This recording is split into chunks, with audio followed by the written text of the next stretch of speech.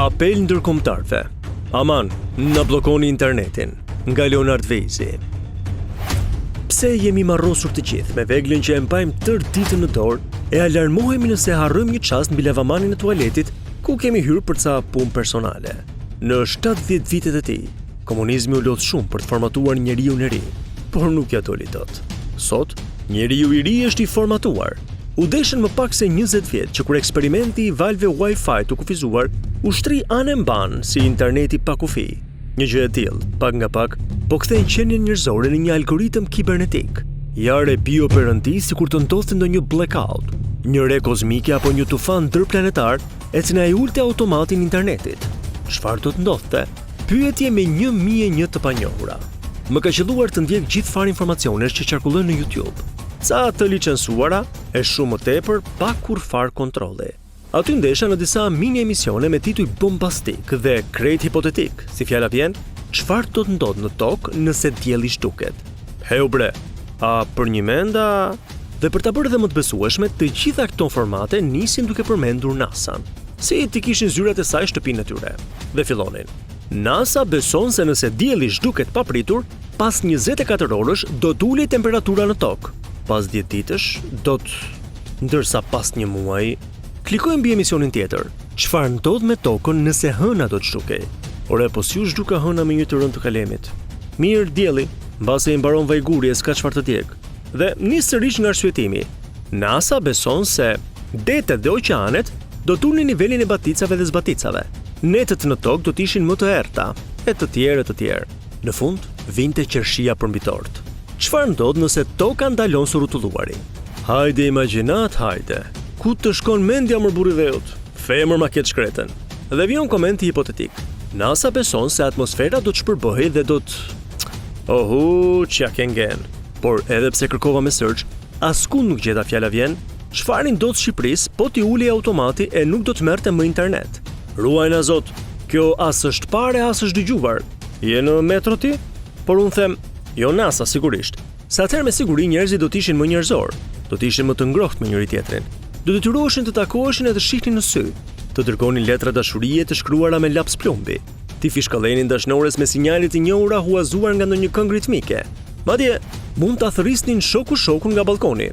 O Vaso! Kanë ardhur ata të xhamllikut të bëjmë një katërshe me portat vogla. 100 lek dora. Atëherë do vinte çdo vinte. Se që toka do shpërbëhet një ditë, atë e di dhe bufi, por që dhe të mos ketë internet, nuk ka buf që mund ta marrë me mend.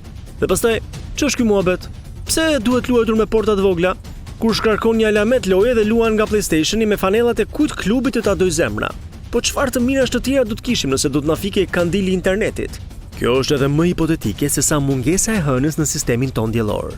Kryesorja është që do fitonim kohë. Atë kohë që humbasim për të parë numrin e lajkeve kur marrim për postimet që bëjmë duke deshifruar dhe emrat e gisht ngritësve. Dhe kjo është shumë e rëndësishme, pasi çlirohemi nga një barre kod. Po aq sa sikur të heqin taksat që t'i rrasin tek fatura e ujit. Mbase do të thotë ndonjëri prej jush se kam personale e popullsas nga Zilia. Por edhe personale kam, se në këtë pikë ma marrin të gjithë. Mesatarja e shkrimeve të mia kur i postoj është 30 like. Mesatarja një pjatë tortellini që hedh një femër, e cila te kategoria about shkruan person publik, është 300 like e kacafiu. Dhe nuk po flasim për Instagramin, babe, se aty merr dhen. Prit më djalë, ta shkoqisim këtë punë. Nuk bëhet me inate personale kjo punë. Ç'është kjo xhelozi publike? Si nuk e kisha kuptuar më parë? Po, njeriu është pus i thellë dhe veten nuk e njeh dot kurrë. Na kënaqin ato shkrimet e tua kur i lexojmë. Më ishte shprehur në shumës një ditë një dashamir, a thua se shkrimet e mia lexoheshin në mënyrë kolektive si dikur gazeta Zëri i Popullit. Ç'është e vërteta, mua mu bë qefi, e veshët mu rritën sa të Pinokut, i cili desh në Obogomar. Por kur u ankova se feedbacku në Facebook nuk ishte edhe aq i kënaqshëm dhe kjo ma ulte nivelin e entuziazmit, tjetri apat. Mano, po kush ka nget lexoj shkrimet e tua? Domethënë, nuk isha demoralizuar, isha gjindosur. Më parë se kaq isha xhelozuar pafund kur një 2 persona publike për çdo bluzë të re që postonin, edhe pse e kishin bler te gabi, merrnin aq like sa unë si merrja për një vit të tërë duke ekspozuar herë kopertinat e librave, herë shkrimet dhe herë fotografitë e mia ku pozoja si KPDI, apo thënë ndryshe si gjeli më i plehut. Por femrave nuk ma marr dotun. E di që e kam të humbur tavan. por për t'jallë edhe turli meshkush që postojnë timonet e makinave ma marrin në kthes. Jo, nuk i kam punët mirë kështu. A ja vlen të xhelozohesh? Ndonjëherë të vjen të plasësh. Por me që thonë se uthulla e fortë e prish enën e vet, nisa të bëja gjën tjetër, të numëroja deri në 100. Andaj nga 70-a nisa të qetësohesha. Te 90-a nisa të qeshja dhe kur pinte kongu tek 100-a, më duke vetja dhe më idiot. Kësaj thonë të luftoj me mullin të erës. Ndaj, jam me shpresën e ndërkombëtarëve të cilët, edhe pse bëjnë sikur na ndihmojnë, nuk është se na kanë fort me sy të mirë. Prandaj dua t'u nis një apel me portavoç. Vini dorë e na e hiqni këto rrjetet sociale se na morën në qafë. Lërini zgjedhjet se ato nuk i prishin punë njeriu, aman na bllokoni internetin se u çmendëm. Ata po e kanë më të lehtë të na heqin fishën, po ajsa edhe të anulojnë kalimin pa viza për në botën e lirë, e të na lënë të notojmë në gjolin tonë.